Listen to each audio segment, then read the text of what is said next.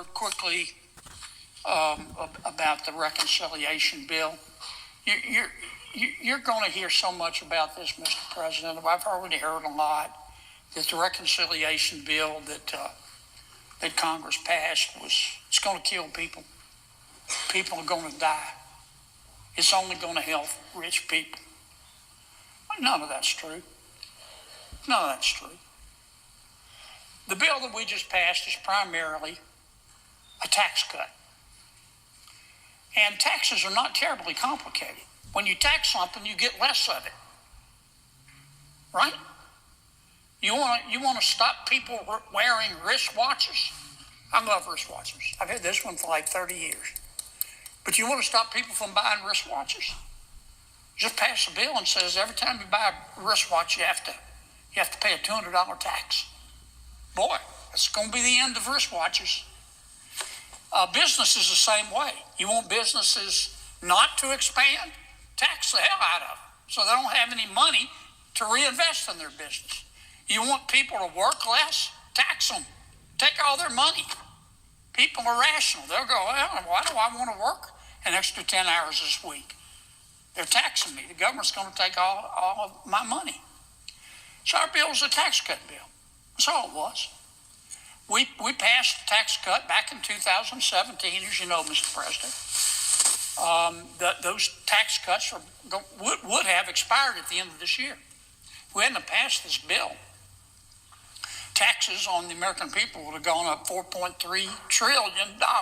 Not billion, $4.3 trillion. It would have tanked our economy. Our economy would have gone down like a fat guy on a seesaw.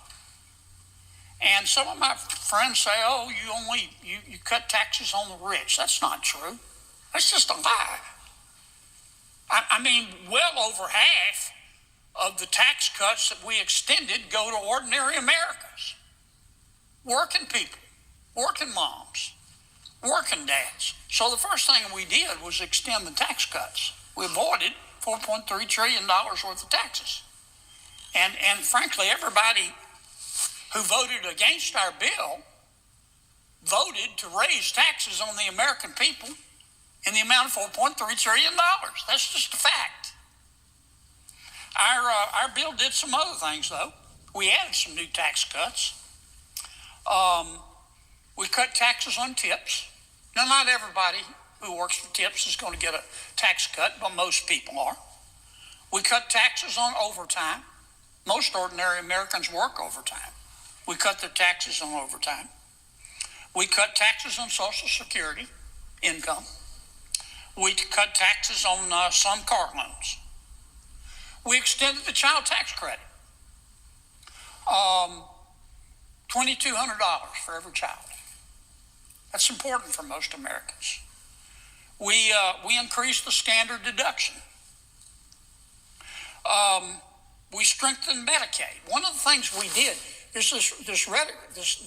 It's really a lie, but I'll call it rhetoric going around. Well, they're destroyed Medicaid. Medicaid's going to grow under our bill. It's just not going to grow as fast as it was. But 10 years from now, we'll be spending a minimum 20% more on Medicaid. Not less, more. You know the biggest change we made to Medicaid? Work requirement. Now, the American people are the most compassionate people in the world. If you're hungry, we'll feed you. If you're homeless, we'll house you. If you're too poor to be sick, we'll pay for your doctor. We're generous people. But those who can work should work. And we've got some people on Medicaid who are perfectly healthy. They're not disabled.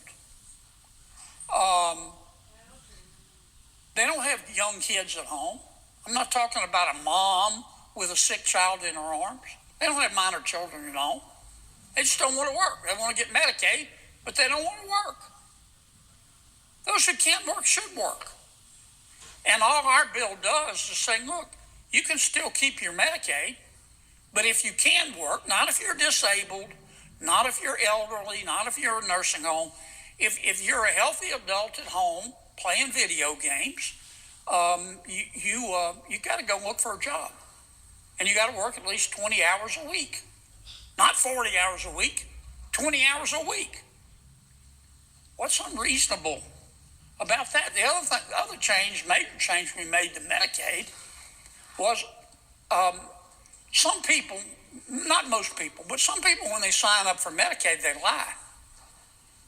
They say, oh, I'm only making $25,000 a year. Well, in fact, they might be making $75,000 or $100,000 a year. I'm not exaggerating. I've seen that happen. What we've told the states is twice a year for all of our folks on Medicaid, you got to check their eligibility. Make sure that they're not making more than they're supposed to, because Medicaid is not for everybody. What's wrong with that? What's wrong with saying to people, you're not entitled to Medicaid if you're not eligible? What's unreasonable about that? We're not telling people. We're trying to save Medicaid so that we can afford it for people who really need it. The other two things this bill did, and then I'll move on quickly to my other subject. It provided more money for border enforcement. Now, I know there are many people in America, and there are many people in the Senate who believe in open borders. I respect that. They may not say it, but they do. They just think the border ought to be wide open, and they think that if you believe in secure borders, you're a racist. I don't agree with them, but this is America. They're entitled to their opinion. Most Americans don't think that. Most Americans want the border to be secure. They want to know who's coming in and out of their country. And this bill is going to provide the money to do that. The other part of our bill, as you know, Mr. President, provides much needed money for our military. Because